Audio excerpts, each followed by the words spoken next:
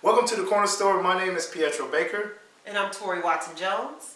Christopher Bass, aka C Bass. Keep it fresh. And we just want to thank Baker and H Media Productions and Cruise Tax Consultants for sponsoring us. And we hope you enjoy the show.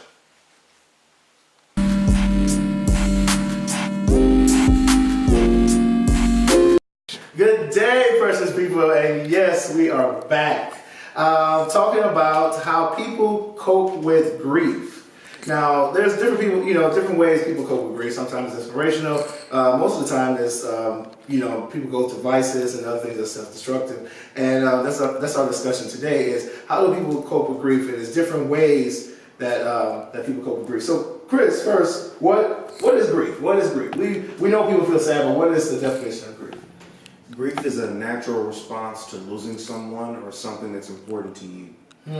You may feel a variety of emotions like sadness or loneliness. You might even experience for like a number of different reasons. Maybe a loved one died, a relationship ended, or you lost your job. Other life changes like chronic illness or a move to a new home can also lead to feeling grief. There's also five stages of grief. Oh, it's stages of grief. Tell us about the stages. Well, doctors have identified, and this is from WebMD.com. Doctors have identified 5 common stages of grief. Denial. When you first learn of loss, it's normal to think this isn't happening. You may feel shocked or numb. It's a temporary way to deal with the rush of overwhelming emotion. It's a defense mechanism. Anger. Reality sets in. You're faced with the pain of your loss. You may feel frustrated and helpless. These feelings later turn into anger. You might direct it toward other people, a higher power, or life in general. To be angry with a loved one who died and left you alone is natural too. Bargaining. During this stage, you dwell on what could have been done to prevent the loss. Common thoughts are if only or what if. You may also try to strike a deal with a higher power.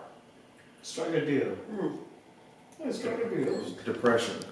Sadness sets in as you begin to understand the loss and its effect on your life. Signs of depression include crying, sleep issues, a decreased appetite. You may feel overwhelmed, regretful, and lonely. The last one is acceptance. In the final stage of grief, you accept the reality of your loss. It can't be changed. Although you still feel sad, you're able to start moving forward with your life. Every person goes through these phases in his or her own way, though. You may go back and forth between them, or you may skip one or more stages altogether. Reminders of your loss, like the anniversary of a death or a familiar song, can trigger the return of grief. So then we switch into trauma at that point. Okay. But see, yeah, I agree with that. I agree with all that. But that last part, I think, because people are different, they handle grief differently. They handle their own way. Yeah. What are some of the things that people do, like in grieving? Do you know anything about that? Some of the things? I think it's interesting though because a lot of people always associate grief with just death. And in his definition, it talked about it's the loss of something or someone. And so people grieve over, various things. But some of the things, the most common things that I've seen in my line of work, whether it be a loss through death or something, is sometimes they tend to go straight to that depression stage, that don't want to talk to anybody, withdrawn, sleeping a lot, just in the deep thoughts all the time. Everything is mourned, just very mournful. But one of the things that I do find that helps is getting people back into their routine, pulling them out of that. I'm not gonna let you stay here. Get back into your normal routine, something that you was normally doing. That kind of helps with that. Yeah. Is there certain grieving processes that are associated with certain tragedies? Or is it the person itself? I think it's the person itself, because if you're not a stable person already. Yeah. What I mean is is there I guess that answers the question. So if you was a drinker or a drug addict or sex addict or whatever, do you go back to that particular vice because of that person? Not necessarily is a connection to the tragedy, because if you got a divorce or lost your job or house burned down, it's not what triggers to go back to that particular vice or. I've seen it go either way. I've seen it where people, say somebody lost somebody due to their vices. Like Mhm. say if it was a drunk driver's Mhm. experience where you were the survivor and you were the person who caused the accident. Right. I've seen them, that was enough to get them on Straight Street Yeah. and say, you know what, I don't want to ever touch drink again. I don't Right. want to ever touch this substance again. I'm done with it. Yeah. I lost too much already. Right. I know stories of people who were heroin addicts, Mhm. and the person that they were getting high with died off the scene, and they didn't, but Yeah. they cleaned them up Yeah. and straightened them up because they know the rest of that. You stole my inspiration. That was what I was going to ask. That's how they said some people it just helps to increase their bucket list. Some people it helps them to do stuff that they were afraid to do. Mhm. So if you wanted to go snowboarding but you were always afraid, if someone has a loved one passes away, they start thinking about how life short is, how life, and they start Yeah. doing all that they were afraid to do. So Right. You mentioned snowboard. What are some of the extreme ways? Like, what is the extreme coping practices that people do? What y'all know? I mean, what is extreme? I was gonna say, what's the level? Because Yeah. extreme for some people might be different for the other or for the Right. next. Right. Sometimes somebody just leaving their house might be extreme. Yeah. Right. And then the next person jumping out of a plane Yeah. might be extreme. Right. So it just depends. I think. I do like. I can't get one. Everyone's different. Some Yeah. people have different things. Some people overly. When you say extreme, you talking about negative or pop? What we talking? Well, either way.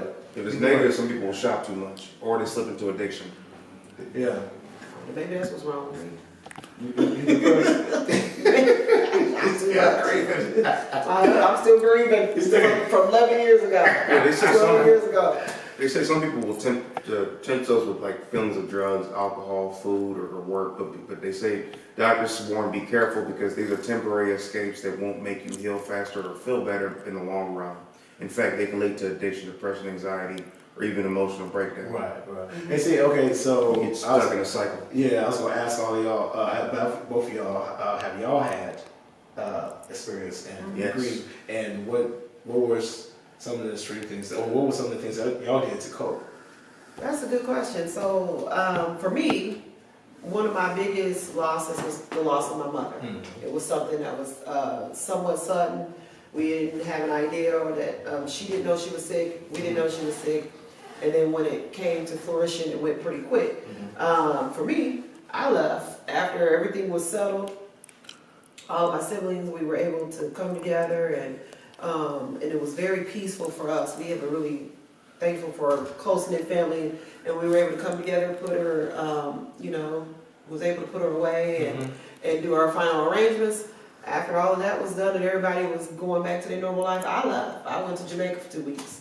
Just up and I'm out of here. Right. Then for some of my other siblings, while I was there, one of my sisters was here having a nervous breakdown in the hospital. So it's different for everybody.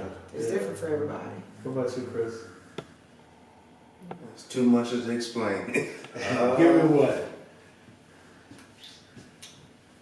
Let's see. Want me to share mine first? Because I've had a couple of them. Grandpa passed away in the house with me.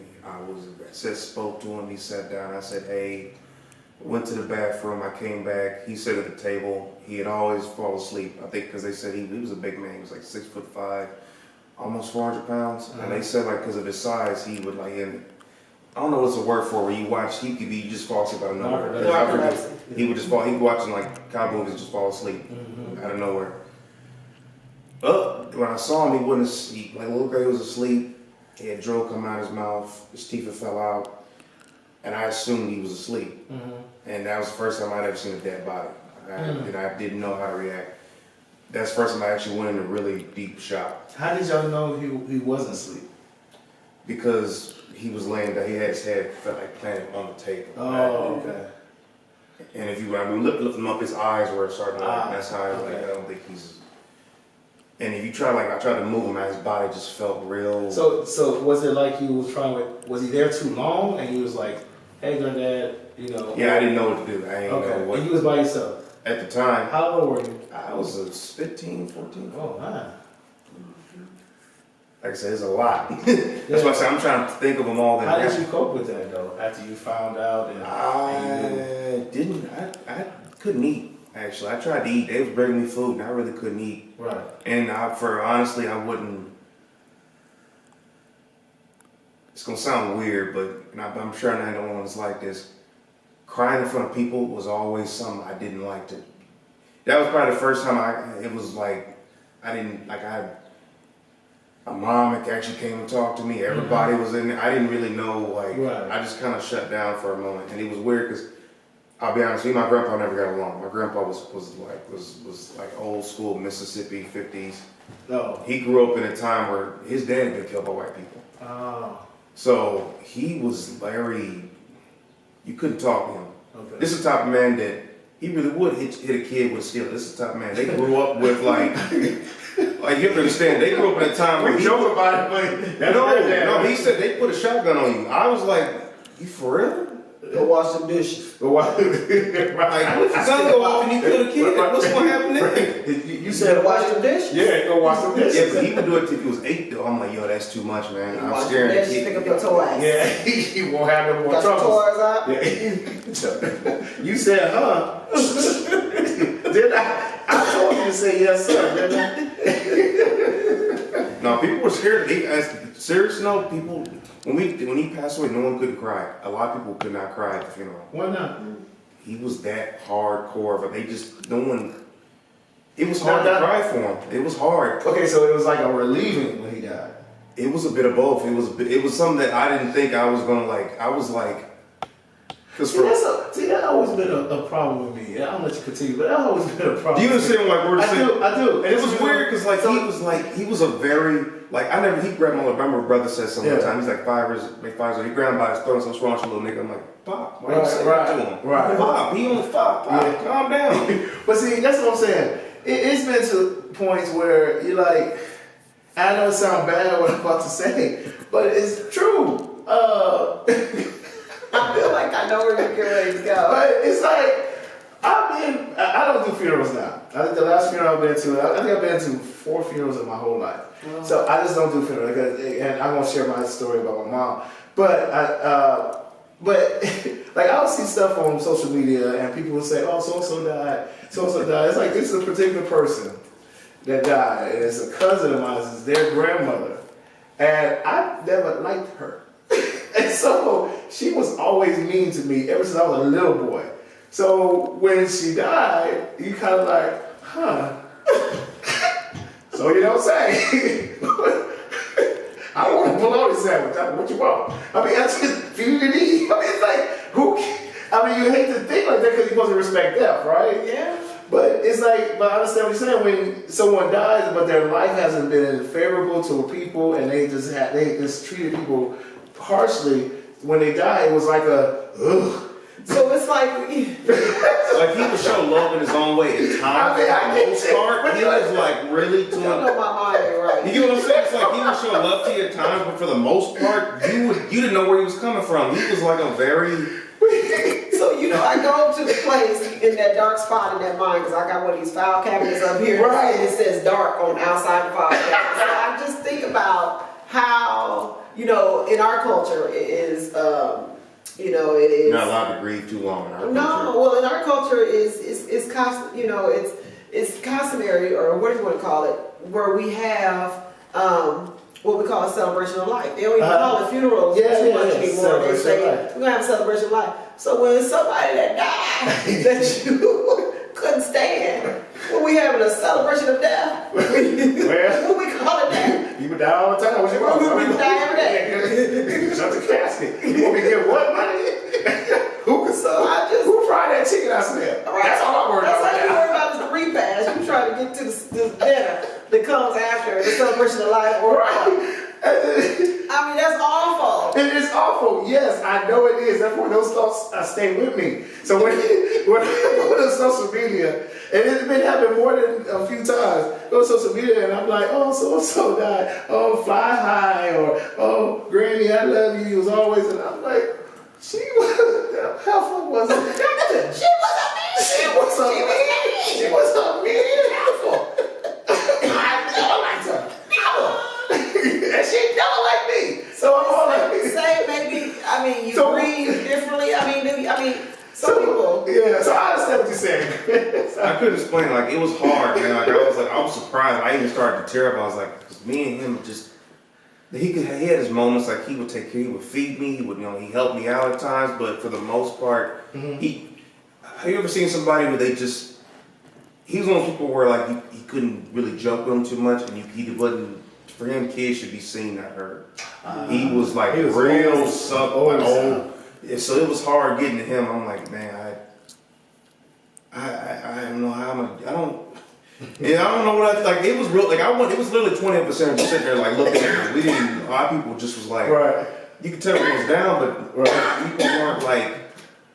I'm gonna tell you a story. We'll go to Now, bed. if it was grandma, people would probably be bawling out, Yeah. crying. But him, it was just like. It's like I'm gonna tell you a story. It's good, and I may make some people mad, but it was like when my grandmother when she passed, and I love my grandmother. But when she passed, they was at the church, and they was saying, "Oh, she paid for the carpet of the church, and she sent these kids to school, and she did all this stuff in the church, and she gave money here, and the lady, I'll never forget the lady got up, and she said she gave me all these things, and still had the tags on, and she was just a good woman." And me and my sister. We was like, who opened that casket? This can't be grandma. This surely can't be grandma. Because the woman I know, I asked her to help me with my rent, on my lights, and she came over with a flashlight. I mean, who in that casket? She gave you a set of candles. That's the woman I know. But anyway, we'll be right back right after this.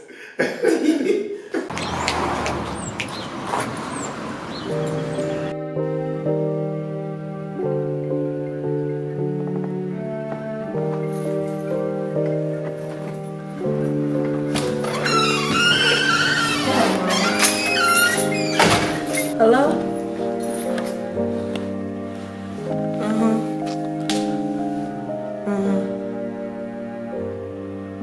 For real? You playing? No, how it happened? Oh my goodness.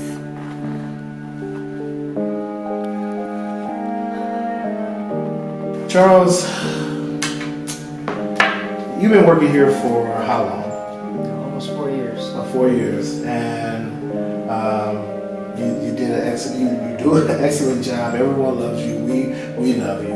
But there's times that the economy is not good, so therefore we have to let go of some people. And since you're the last to be hired, and everyone else has seniority over you, you're the first to let go. So today will be your last day. And I have kids. How am I going to feed them? I have nowhere else to go. yeah, that happens all the time. You qualify for food stamps, you get unemployment, and but today is your last day. I'm going to ask you to pack up your locker if you could, please. Thank you. Pleasure.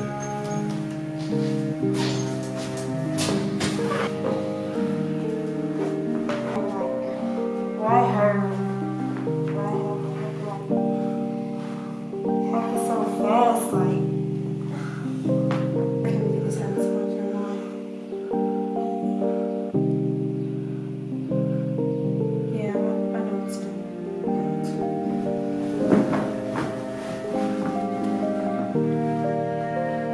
Hello? Hey, Kilo, I need you to come by. I know I ain't talked to you for a while, but I need you to come by. Alright.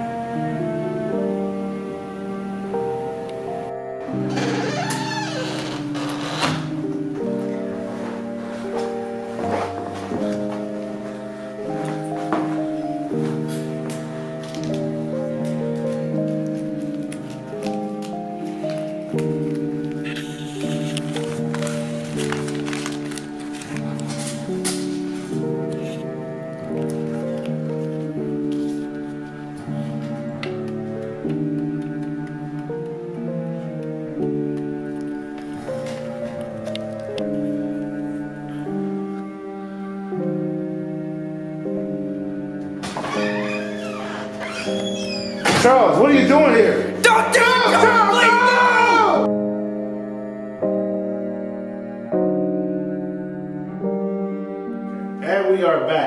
Okay, so we were talking about how we all grieve in certain situations, but it's certain cultures that is, I know certain cultures they frown upon that, and some cultures they glorify it.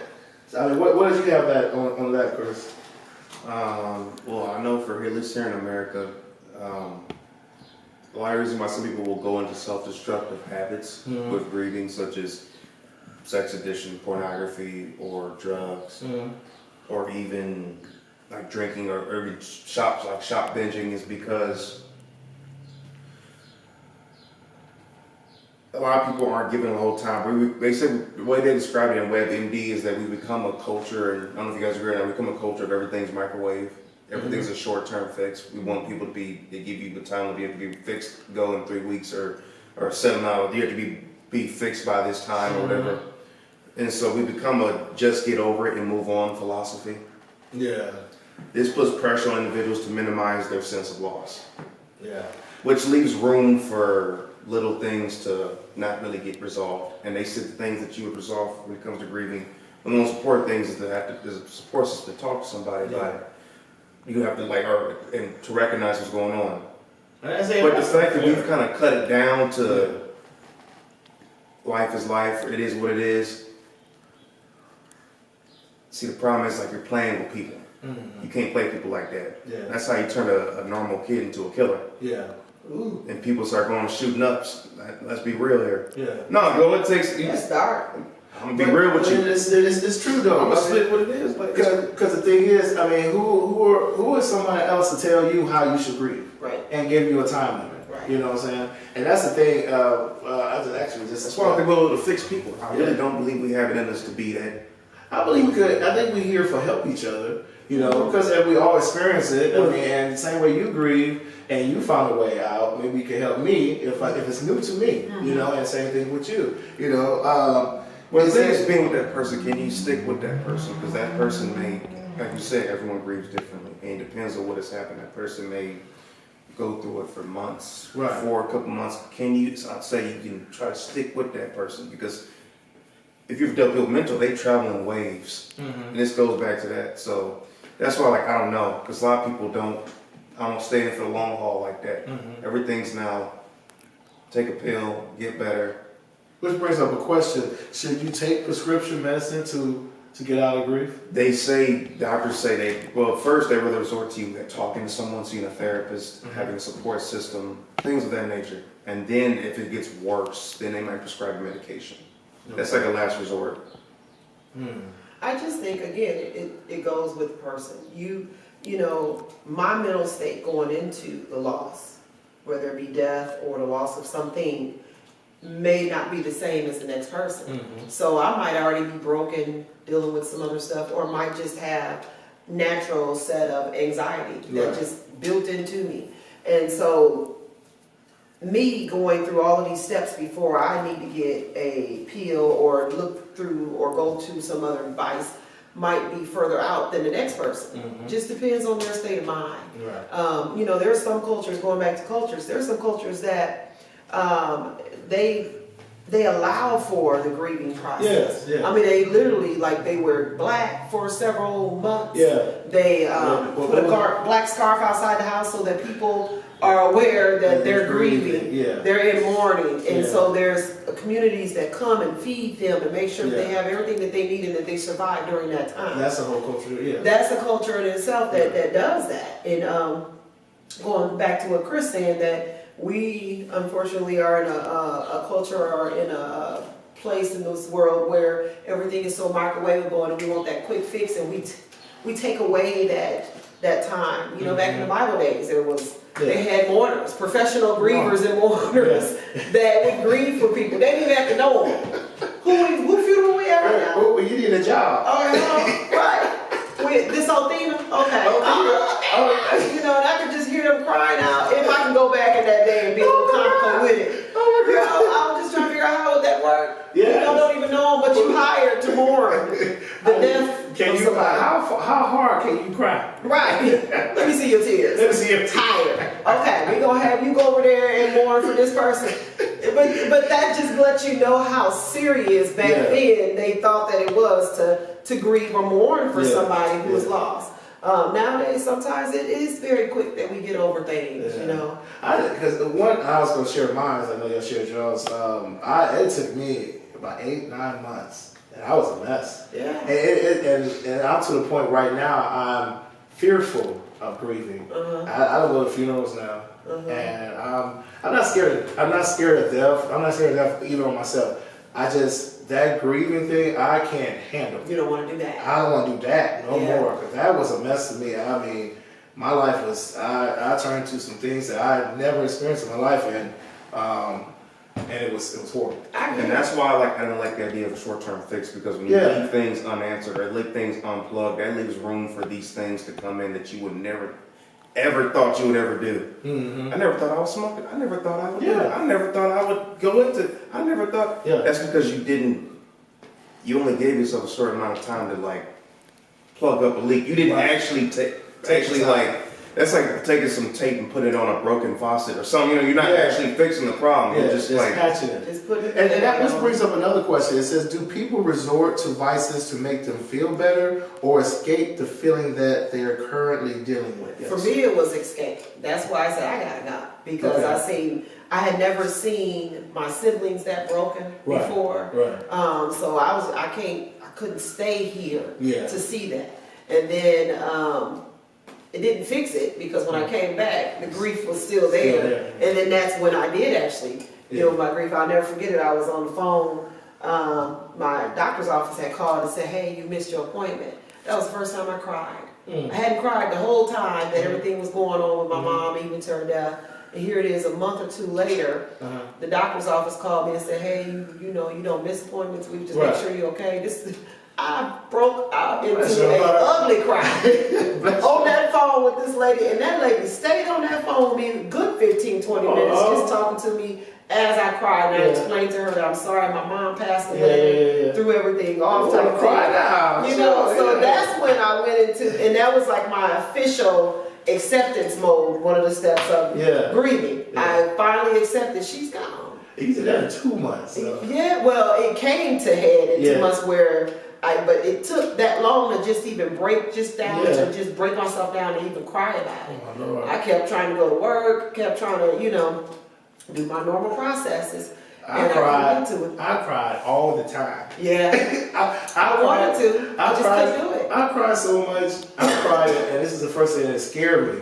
I cried in my sleep, where I woke up and I was crying in my dreams, and I wake it up like. Full of tears. What does that mean, by the way? I don't Jesus even- crying. I feel like don't think a lot of people do that. I That's know. a deep I never thing. heard of it, and it was the first time. But I think you're grieving so hard that even in your unconscious, you're grieving. And so I just never forget waking up crying, and I'm just like, this is out of control. And I'm driving, pulling the car over. I'm at work. I was just a mess. That was just a mess. Drink, drugs. I was just a mess. Yeah. And God brought me out of that whole deal, and He Yeah. did. It's something. I mean, the grief thing is tricky, because what looks like we said, what it would look like for me or you might not be the same for the next person, or even what worked for the last time you grieved. Right. It might have been something that you grieved over the last time, and you tried to implement the same processes that you did with the last time. That might not work for the next time you Right. need to go through grief. So Right. it's tricky. So, okay, all right. So we know that it brings up vices, vices that people had. And we talked about that. We talked about how people went back, how people started developing all these self-destructing behaviors and all that. Okay, what about the inspiration that comes out of grief? Sometimes, I know in the same 8 months, I did all that. I built a lamp.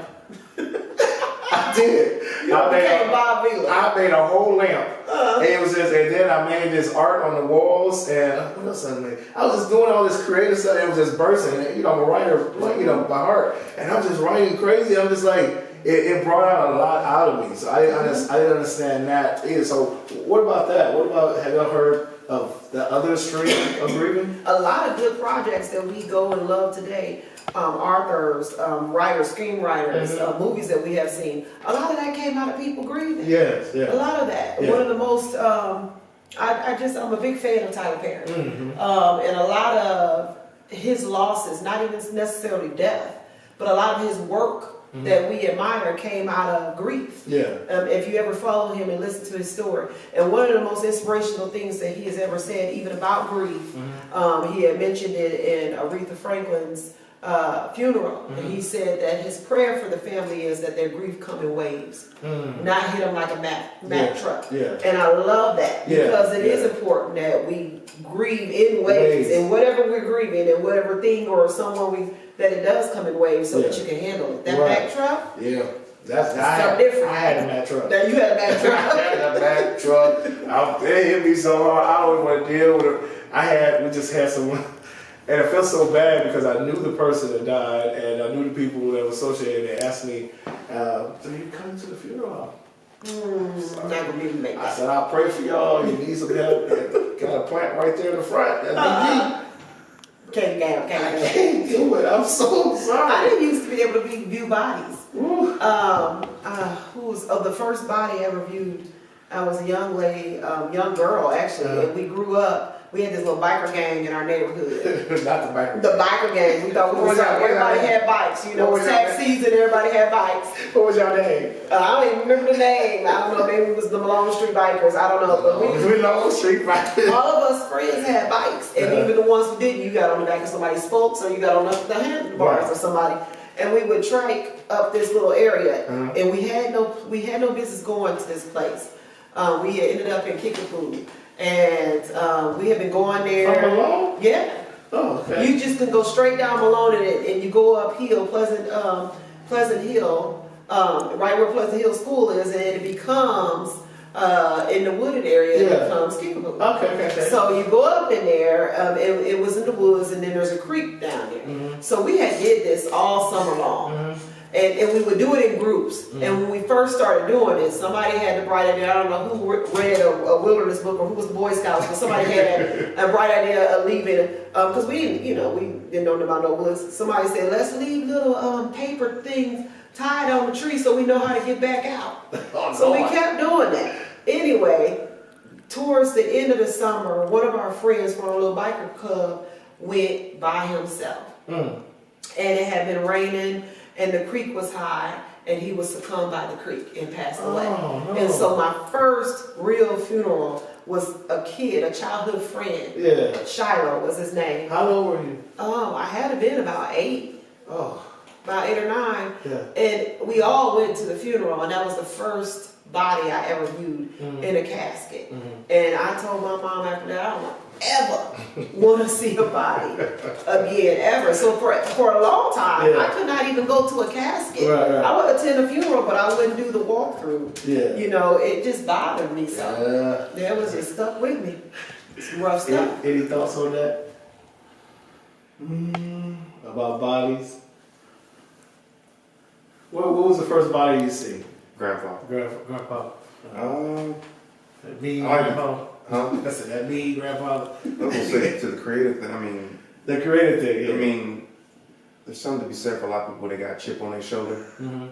And you look at a lot of musicians, you look at some fantastic or comic comedians, Yeah. and some funny dudes, but you find out life was horrible, man. I'm sorry. Robert Williams. Yes. You know, I mean, Richard hilarious. Pryor, I just now saw his life. I'm like, God damn, Yeah. Richard, he was going down. Oh yeah, Right. Richard Pryor. He was Horrible. Yeah, he had some situations.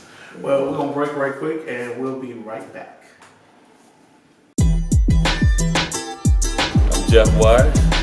I teach him everything. I teach him fundamentals of passing, fundamentals of ball handling, dribbling, shooting. We work on agility ladder for footwork, strength and conditioning.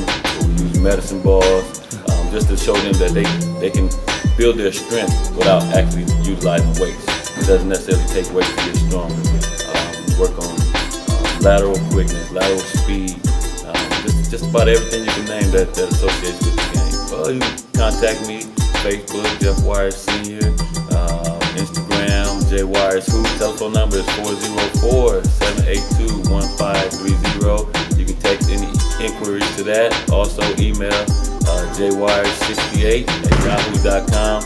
Any inquiries within that day, get back with you. So I would appreciate anybody inquiring that wants their kid to learn how to play the fundamentals basketball the right way. I don't rank kids and judge kids, and because unless I've seen every kid in America play that's in the 6th grade, I can't say your kid is number 5 in the country.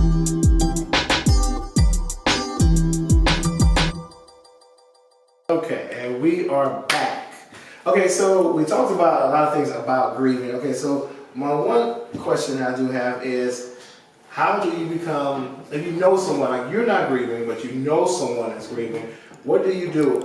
It's called Grief Ally, right? So what do you do, what do you say, what are the proper things to say to that person to help them with their grief? That's a good question. I mean, I know we had somebody just this morning, my cousin came to me and said that someone told her, you need to get over, your mother dying, and get over it. I'm like, how do you tell somebody to get over it? And it ain't been a year, it's been like 8 months, it's been 6 months. It's like, who tells another person, get over it? So I mean, what is the proper way? What is the sense that you say? That's a good question, because you don't want to be in that situation where you say the wrong thing. Right. And that person who told him to get over it probably meant well. Yeah. Just didn't know what to say. Right. So sometimes just being there, I find, is the best. When I have had coworkers who had family members who passed away, or they were grieving. One of the things that my little trademark is, I like to do like a food basket. Not just a traditional basket, but and again, in our culture, when we're grieving or we have some type of loss, we like to eat. Yeah. Or people seem to think that that's all we want to do. Is eat. So they always want to bring food over that's already cooked. If you like me, I'm not eating that. Hello, America. Yeah. Don't you bring me nothing over that's cooked. Why? Why not? Unless I know who prepared it. If it's a good friend of mine or a family member, shoot, it's some family member's house. I'm not eating. Yeah, I've been there. I just can't do it. I can't bring my mind to do it. I'm very particular on what I eat and who cooked it. Yeah. So and so I'm a true person to treat people the way you want to be treated. So I don't want people to bring me over nothing that's cooked.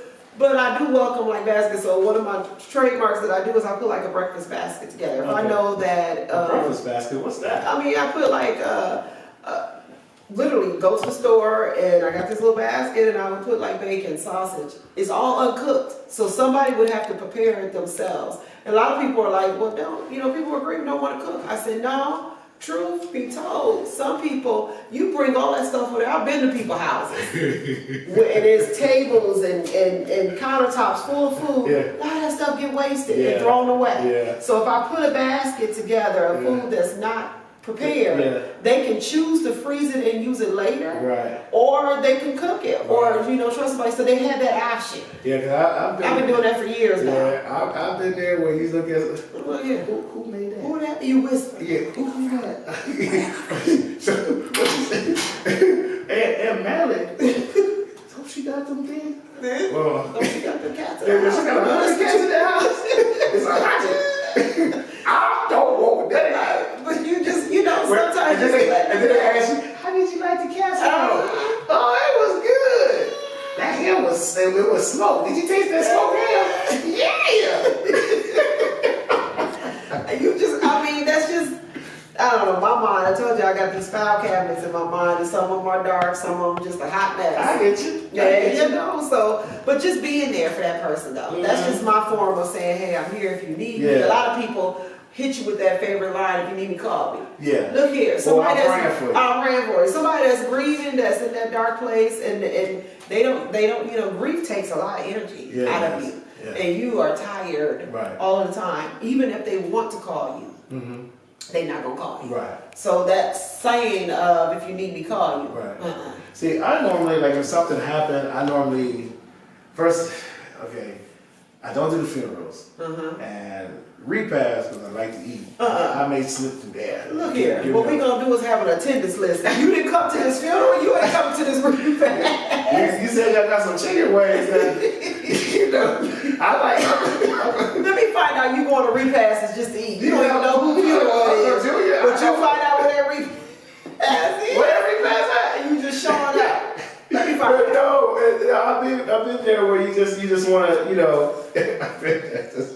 But sometimes, you know, I normally wait to all that because the immediate people right there, some of them are genuine, some of them not. Yeah. But that's not what that person deal with. When they're around people and they're talking, they gotta entertain, they gotta answer questions, they gotta be like, you know, they got to perform in front of these people because everything is new. Yes. But what gets them is when they by themselves. Yes. That midnight hour. Yep. You know. When that all early- the hoopla is gone. yeah, that early in the morning, that all drive. the family went back. Yeah, and I many times, this has been happening for years. I wait, and it's like 2 weeks later, I call. Hey, baby, how you doing? You doing all right? I'm so glad you called. And it's like they're going through because now It's quiet. it's quiet. So now they have a chance to dwell on the loss. Right, Yeah. right, and sometimes it's not even, you know, we have to bring something. Sometimes you just stand and sit in the room. Bringing yourself is sit in the a lot. room and just look and just watch TV. Let you crawl on my shoulder. You know. And so I tell people when they put themselves in that predicament, make sure that they are mentally stable and Yeah. healthy themselves. Yeah. Because grief can consume you and Yeah. you don't even Very you contagious. didn't even know the person. Yeah, because you hurt because they hurt. You hurt because they Yeah. hurt. What about you, Chris? What is how do you I handle? took both of mine already. Yeah. But how do you Not handle fair. grievance for like with someone else's grieving, not you, but someone else's grieving? No, that's what I'm saying. Y'all took mine. I would. Oh, we took it. Because like I don't know. Like okay, so like I also in that predicament where I'm sitting there in the room or I'm talking to somebody. 'Cause I've had it happen. Someone tell me to get over it, and it's the most insulting thing you can Yes, ever it say. is. Very. It's insulting, and it's like that's how people end up slipping into like thoughts start getting spoken. Stuff start coming into you like, oh wait, that ain't nobody. Okay, well then you on your own. Yeah. And next thing you know, there's some stuff just. The mind is a very complicated and that's very. that's how like, it serial killers creates- are made. And it goes back and forth. Is that how they made for real? That's how serial killers are made. All it takes is one little thing, like one little thing. hey. I'm gonna kill everybody. Hey, okay, so like. Let me find Well, out. no, like, okay, so like Joker from Batman, there's a statement he makes. All it takes is one bad day. That is a true statement. yeah. One bad day. It But takes you know what? Yes, it may take one bad day, but it's a needle on a haystack. Yeah. That means it is just that one bad day Got picked. that put on top of everything else. Yeah. That person, serial killers and people have some craziness going on way before already. then. But I'm just It's just Some that of them- last some of them- straw. some of them- But some of them are no. I have to disagree because you know you always hear, well, he was just the nicest person, or she gave us. They was donuts." pressing it down. They Yeah. had some uneasiness going on. And at one time, it'll be the simplest thing. It could be the dog peed on my lawn in the snow. And left yellow snow. And you have to let us know, and I can't take it no more. I'm killing everybody. And that's why, like, and see, the thing is, like, Okay.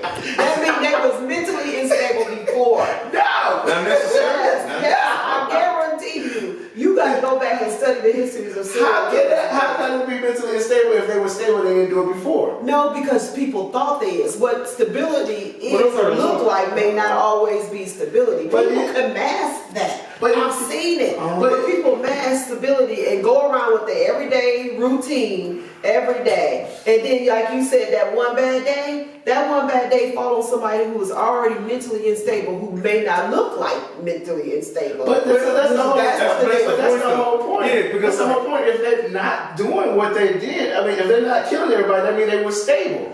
And, No, and then that one. It does not. You don't know I what think it thoughts. depends on their, like, the person. That's the thing, though.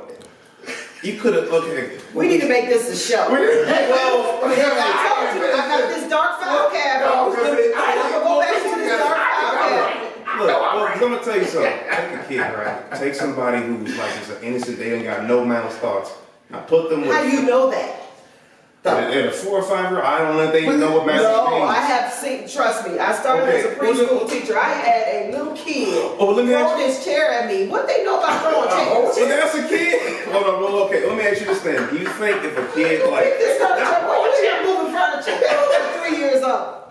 I'm telling you, he was well, mad. do you think? He Okay, was so big okay, mad. so you think then? So you don't think a kid won't develop these things if they're put in an environment that's going to heavily influence them? If you give, I'm sure I'm you. not saying that. What I'm That's saying what is I'm you got saying. an instability. You got somebody that is unstable. Y'all made it seem as just one bad day can No. throw somebody off, and now they No, call. no. I'm not saying that. That's what he is It saying. can, but I'm saying You made the phrase that the one bad day. It the can, Joker but it said. can. No, I'm just giving an I example. believe that's true. I just no. It's like this. Okay, let me say, we have thoughts. We have thoughts all day long. We have angers and we Exactly. suppress. All right, That's what I'm saying. Okay. Everybody. There's nobody who just wake up and say, butterfly rainbows. Smell the roses. Yeah. Oh, I just love everything. Skittles, And skip to work and skip home and everything is wonderful.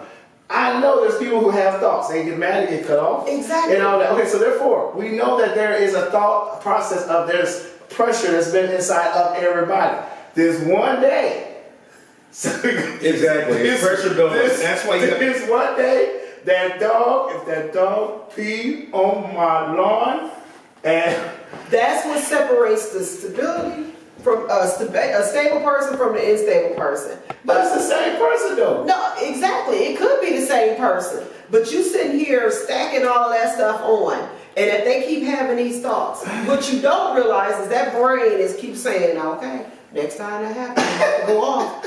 The stable person is gonna be like, dang, that pisses me off, and I hate when this happens. But that unstable person is saying, okay, one more time. One more time. So you saying that they were unstable all the way from the beginning? Shaky ground. Okay. I'm saying that they was like a hair All their away life? from falling All their apart. life? But I'm not saying all that life. That's what I thought you Something- meant. That's no, what I thought you something built up. That's what I So the thought you person meant. that's stable who have you saying that they would never do something like that. They would never snap. If you look at the history of serial killers, if you go back in, and I don't know how we got Well, this some don't have degree, reason. Some don't have reason though. Some don't have reason. Some just do it because they enjoy doing it. because we are still Some talking generally- about grief. We talking But about if we talk somebody that is grief stricken, maybe let's put it back on grief. But we talk about somebody that get to that point where they go postal, where one thing just think takes it's them pressure. clean out. If you look at them, or if you talk to them, or if you study their lifeline, there is something in there that has been brewing all along. It's like a percolator.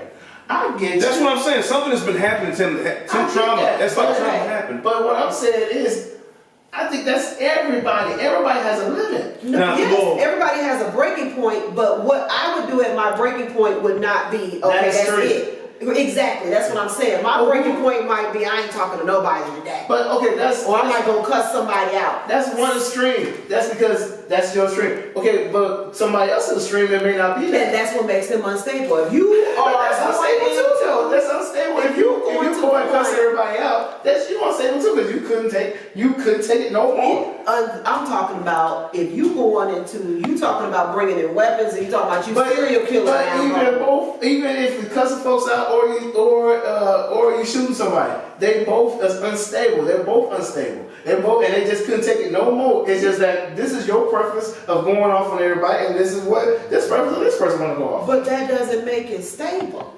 That's what I'm trying to say. That instability, if you to that level where you can't control yourself, everybody has self-control.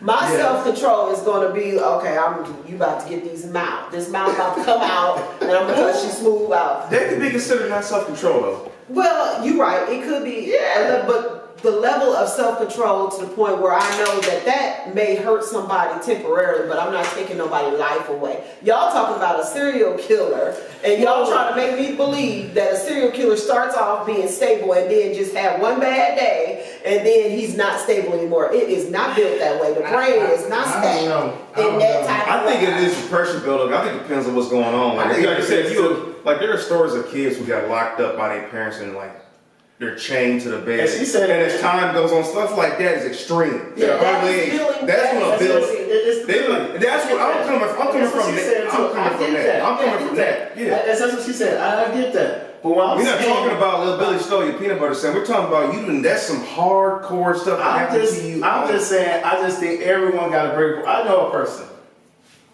Well, here you go. Here you go. I know a person. Actually, I should say it this way. I don't know him. I know someone that knows this person. And his way, and I'm gonna tell you two stories. His way of getting stuff back is that he catch flies and he take the wings off of them and he put them in a jar. That's his. See, now that's Better a, watch. that's I saw that on Criminal Minds. You better watch. and that's one thing. And then there was a lady. I was in Dallas and she used to catch the bus with her. And only she was 60-something years old. And she used to play. She used to play. What is that? Is it GTA?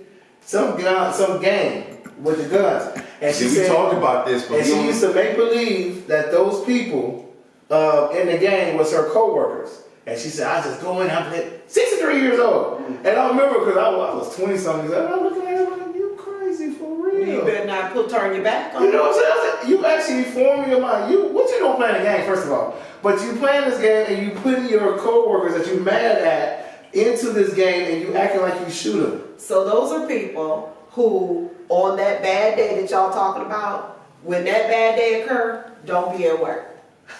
I'm just saying, because those type of people are unstable. They are stable enough to get themselves on that bus and do whatever they need to do. But at the end of the day, when that one bad day happens, don't be at work, because something crazy is going to go down. But going back to grief. That's why I think it's like I'd just rather just sit there and listen because I don't want to say the wrong thing that might, for all I know, set you off, and I didn't even mean to do it. So that's why I'd rather listen, because if I listen carefully, then maybe I can tidbits here and there. Because, like I said, for me, like there's different people. There's people who, like you said, they just from the get go they are already. But then there are people who never started out mentally. They never started out that way. It's life, something happened to them that just over time it just kept.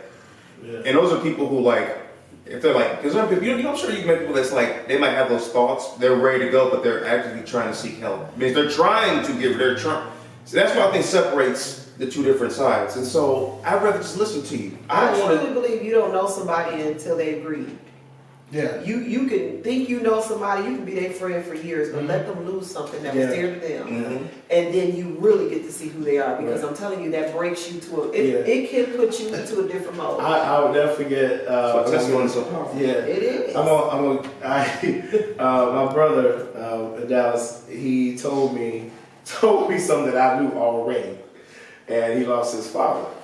And I never forget, we was in the driveway, we hang out, and I know he was grieving, so I kind of let him, hang out with him. The driver was waiting for the gate to open in my apartments. And he was like, it was this girl, I know he's watching this show, I know he's gonna watch it. It's this girl that me and her never cool with each other, never. And I'm like, hey, never done nothing to you. I ain't never done nothing to you. I don't know why you act like this to me. And I was like, and y'all the only ones that talk to her, so why does she have a problem with me? I said, something that y'all said. Oh man, we ain't never said nothing. And I'm like, nah. He was grieving. I never forget, he was crying. He was like, man, it was my fault. We've been saying this and stuff. I was like, And I just want to hit him so hard, want to hit him in the back of his throat, because I'm like, y'all still gonna make me think that I was messing with it anyway. But like you said, you start getting confessions, and the realness come out of it. And the hardest man, I'll tell you, I don't care. You can have 100 tattoos all over your face. You can have 50 raindrops here, teardrops here. You can have muscles and 50 baby mamas, and you still got 100 prisons in the last 2 weeks. Yeah. Let your mother die, let something happen, boom. Let you do something that you love. You cry like the biggest baby. I did want to leave out of for grieving. If you do suffer from grieving, we do have the Grief Resource Network. They have a hotline that you can call. It's 1-800-522-4700 if you're dealing with grief or know someone dealing with grief, and they're able to talk to you and help you cope with the grieving process. So we touched a lot of things today. We did. We all over the place, but hey, we got some future stories to tell. Oh, yes, we do. So, y'all have anything else to say about this? This was a deep topic, and I'm curious to see what people will be saying here. Well, I will be. You'll be Pietro Baker. Yeah, I will be Pietro Baker. And I'm Tori Watson-Jones. I'm Chris Bass, C. Bass, and I'm enrolling in the deep. Let's go. Turn the click. I can't find another with you. Find all of them. Right. I can't find another with you. Okay. Like, share, and subscribe to us. Go ahead and follow us on YouTube and on YouTube, Facebook, and Instagram.